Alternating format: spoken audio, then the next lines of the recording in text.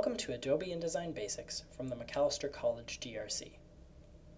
Adobe InDesign is a powerful program built to tackle any type of publishing document. Now, almost any document you create in Adobe InDesign will be built by frames. Now, these frames you can think of as little boxes where you will import either text or media. Let's say we want to create a frame. We could go down here to the rectangle frame tool. We can either click and drag, or we can simply click and a pop-up will appear where we can enter a custom width and height. Now, to account for Adobe's difference in units, we'll type in inches. To move the frame, we need to go back to the toolbar, and instead of selecting the rectangle frame tool that we're currently in, we need to select the selection tool. In this frame, we want to import the photo. To do that, we'll go up to File, Place, and I'll click Open. You can see that your cursor is now changed.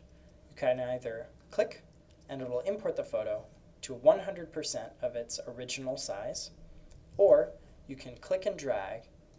We can go up to these buttons. You can center the content, fit the frame to the content. We can fit the content to the frame, but you can also fit the content proportionally, or you can fill the frame proportionally. To move the actual content within the frame, you kind of hover your mouse over this wheel here, and you click and you drag. Now let's add some text. Now we'll go over here and we'll select our type tool, and we can click and drag to create the frame for our text that we want.